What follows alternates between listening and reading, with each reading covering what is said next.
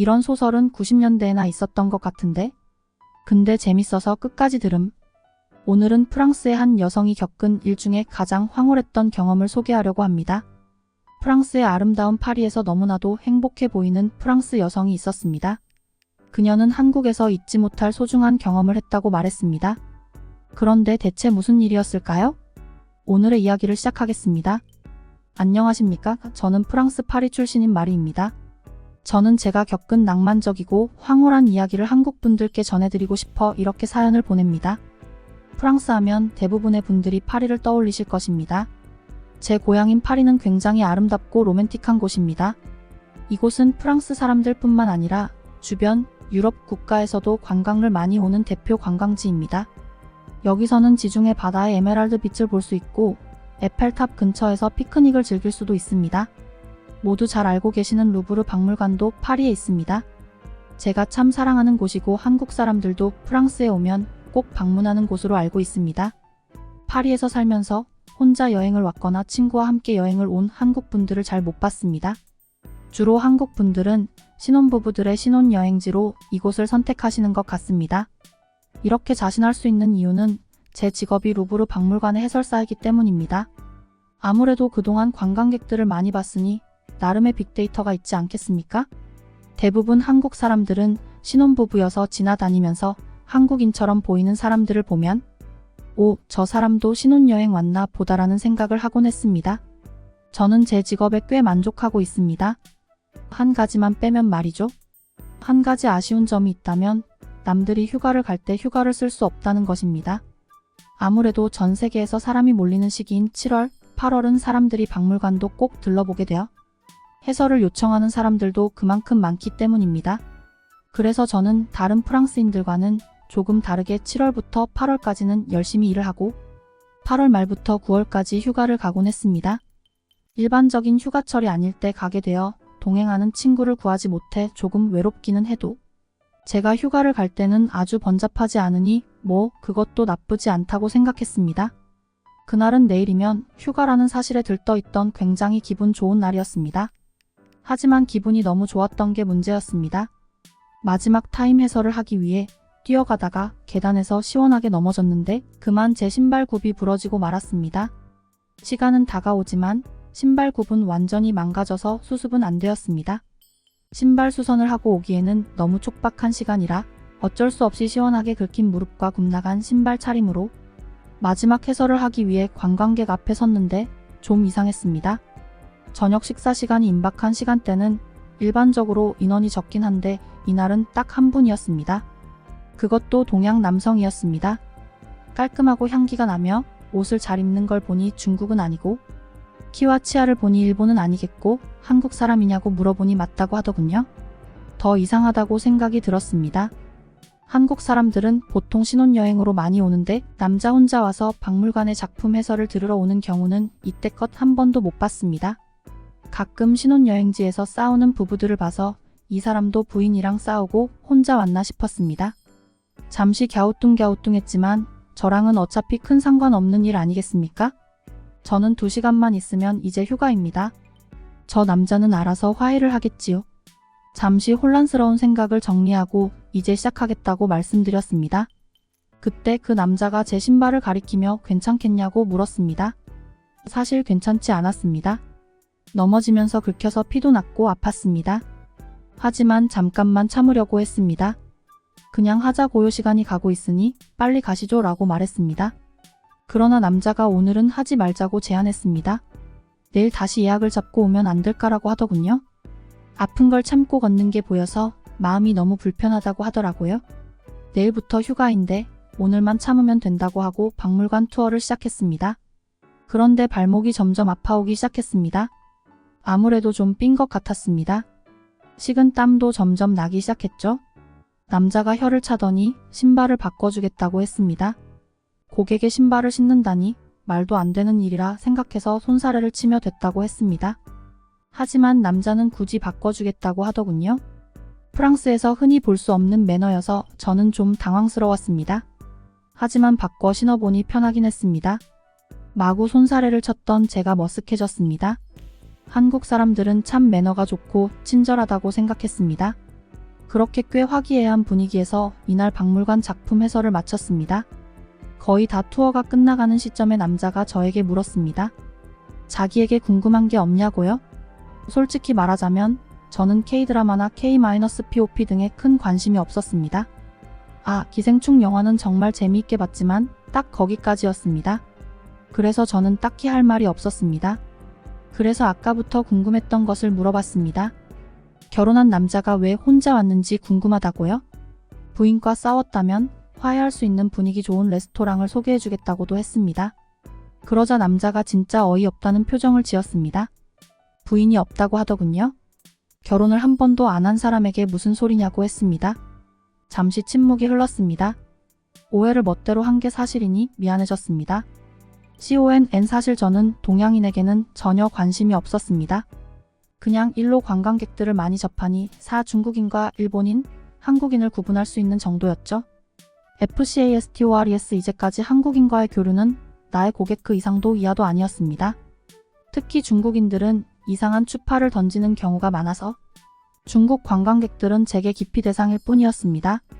782 아래 위로 절 훑어본다든가 퇴근 후에 뭘 하냐며? 따로 만나자는 사람들은 지금 생각해도 진절머리가 나네요.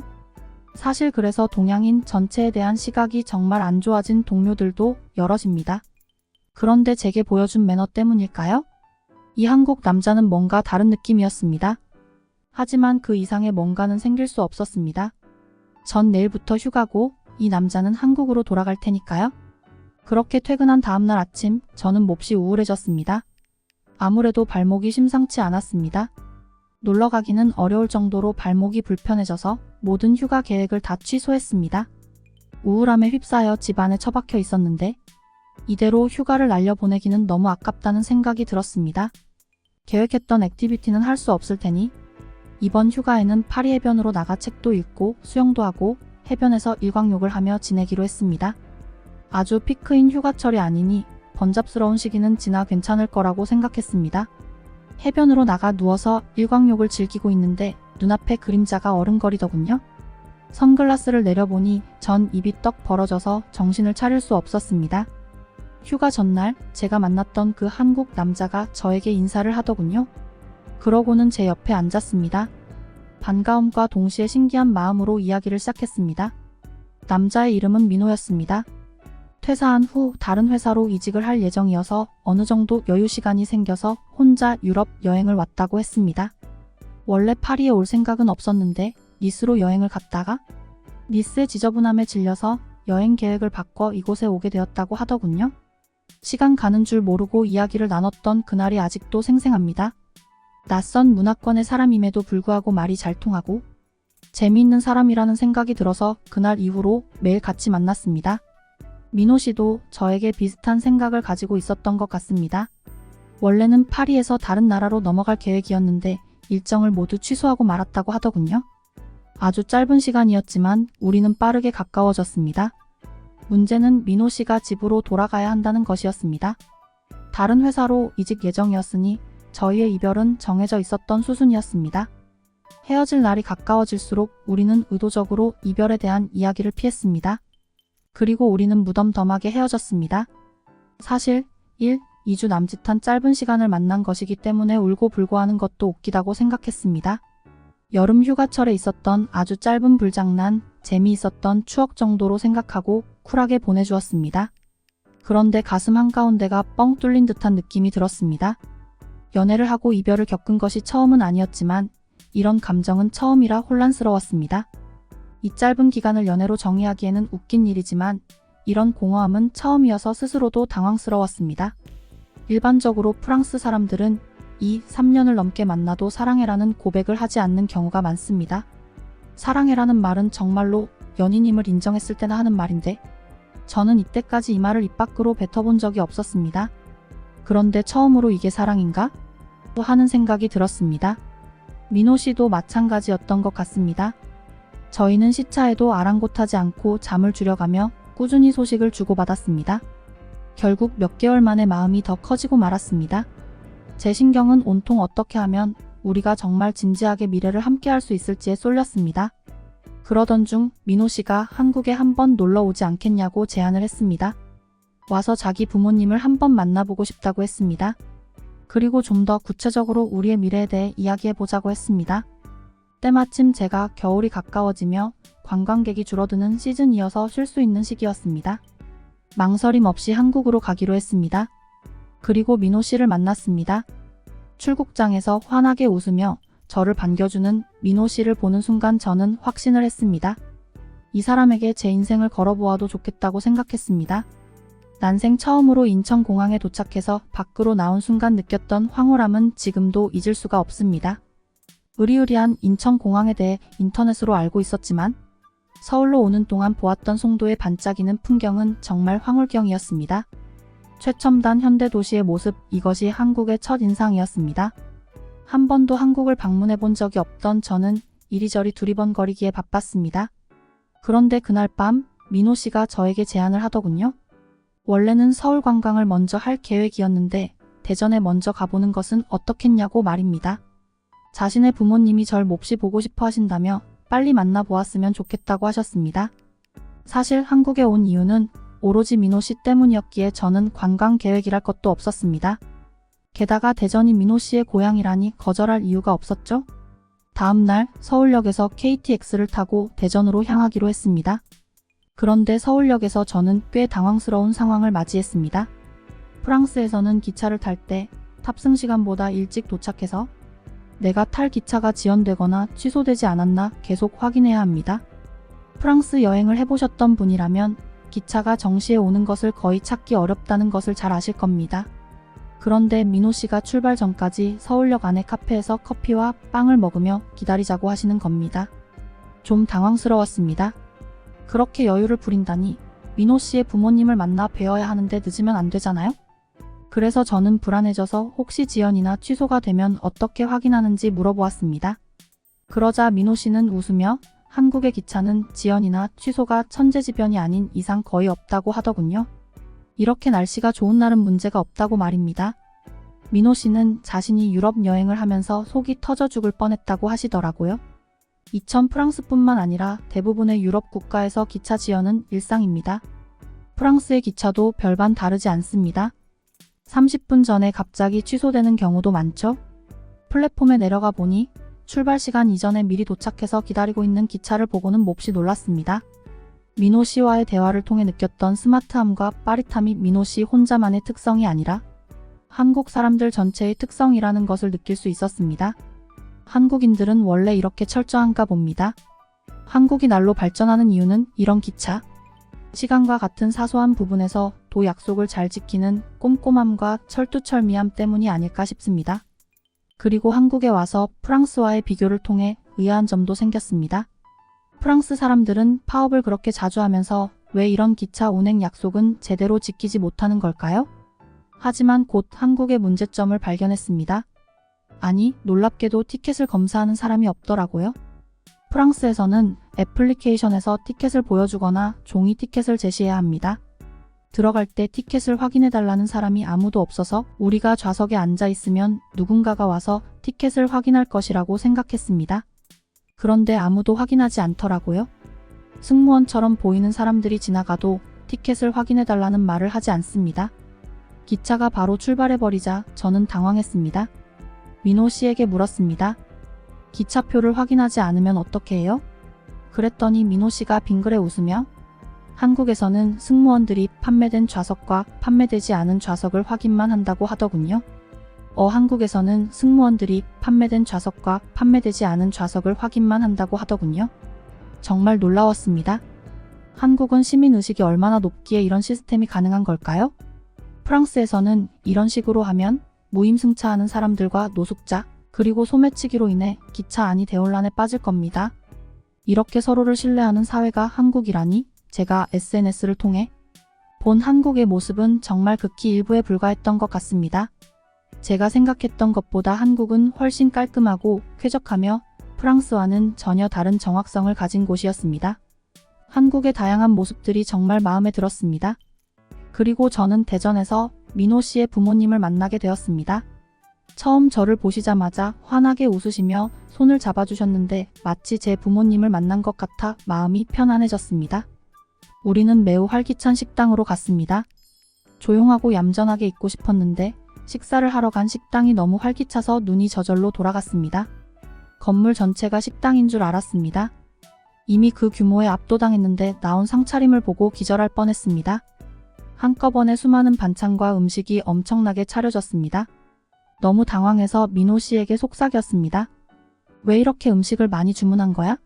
우리가 다 못 먹을 것 같은데? 프랑스가 미식의 나라라고 하는데 저는 다른 것은 몰라도 요리에 있어서는 프랑스 요리가 최고라고 생각했습니다. 그런데 이날 한정식을 먹고 나서 생각이 바뀌었습니다. 한꺼번에 여러 가지를 동시에 먹는 것이 처음엔 어색했지만 그 이유를 알게 되었습니다. 같이 먹을 때 조화로운 음식들이 많았기 때문입니다. 특히 잡채와 갈비찜은 제 입맛에 딱 맞았습니다. 이렇게 맛있게 먹는 저를 보시고는 민호 씨의 부모님께서는 매우 기뻐하셨습니다. 저는 외국인이고 평소에 한국 음식을 먹어본 적이 없다고 하셔서 식당을 고르실 때 고민을 많이 하셨다고 합니다. 민호 씨가 친절하고 배려심이 깊은 것이 모두 부모님을 닮아서 그런 것 같습니다. 저희는 그날 전화와 메신저로 상의했던 미래 계획을 부모님께 진지하게 말씀드렸습니다. 부모님께서는 우리 둘이 행복하다면 다른 것은 상관없다고 하셨습니다. 오래 알았다고 해서 반드시 잘 사는 것도 아니고 꼭 같은 한국 사람과 결혼해야만 잘 사는 것도 아니라고 하셨습니다. 서로 다른 문화를 가진 만큼 서로를 배려하며 산다면 오히려 같은 나라 사람들끼리 사는 것보다 훨씬 더 좋을 수 있다고 응원해 주셨습니다. 어디에서 어떻게 살아갈지에 대해서도 서로 충분히 논의해서 결정하라고 조언해 주셨습니다. 사실 이 부분이 가장 고민되었는데 저희는 한국에서 살기로 결정을 내렸습니다. 3주 동안 민호 씨와 함께 서울에서 지내보니 다시 프랑스로 돌아가 살고 싶지 않다는 생각이 들었습니다. 외국인이 한국에 와서 결혼해 살아갈 생각을 하니 미리 확인해 봐야 할 것들이 많았습니다. 그런데 한국은 모든 행정 처리가 원활했습니다. 공공기관에 문의할 때마다 답변이 빠르고 정확했습니다. 담당자가 자리를 비워 당장 응대가 불가능하더라도 언제 답변을 줄지 알려주고 정확히 그 시간에 답변을 주었습니다. 프랑스는 어떻습니까? 프랑스는 운전면허증 하나를 받는 데만 15개월이 걸리는 나라입니다. 가끔은 2년까지 걸리는 경우도 있습니다. 그리고 공공기관에 문의했을 때 답변이 제각각 다른 것이 일상입니다. 어는 가능하다고 하고 B는 안 된다고 하면 C는 어떤 서류를 제출해야 할 수도 있다고 합니다. 세 가지 중 무엇이 맞는지 아무도 모릅니다. 몇 개월이 지나서 알고 보니 서류 제출이 아니라 직접 방문해야 했던 경우도 있습니다. 민호 씨에게 이런 사실을 말씀드리니 한국 사람들은 그러면 쏙 터져 살 수 없다고 하시더군요. 한국이 빨리빨리의 나라라는 것은 들었습니다만 그것이 나쁜 빨리빨리가 아니라 효율적인 빨리빨리였다는 점에서 매우 인상 깊었습니다. 프랑스의 느린 행정 처리 시스템 때문에 프랑스 사람들조차 답답해하고 있습니다. 하지만 그 시스템이 절대로 개선되지는 않는군요. 보험 하나를 해지하기 위해 6개월 이상 이메일을 주고받고 몇 번이나 전화를 해야 한다니 한국 분들이라면 아마 기절하실 겁니다. 더 놀라운 건 공공기관만이 아니라 일반 사기업들도 엄청난 속도로 일을 처리한다는 사실이었습니다.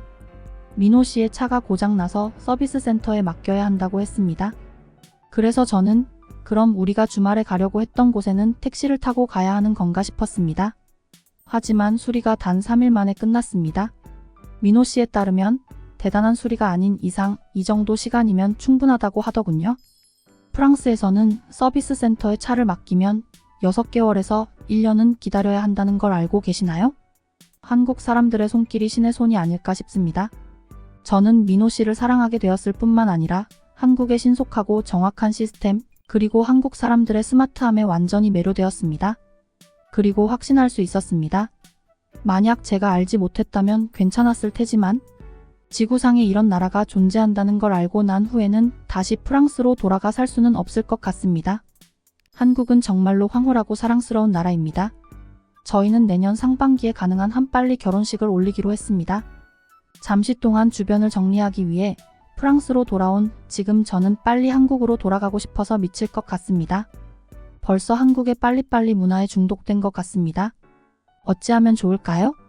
앞으로 결혼 준비로 정말 바쁠 것 같습니다.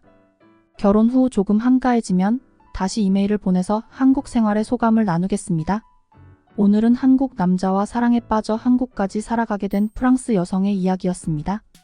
이제는 이웃인 지구촌 서로 사랑하며 배려하며 행복하면 됩니다. 최고의 알콩달콩한 가정이 탄생되었습니다.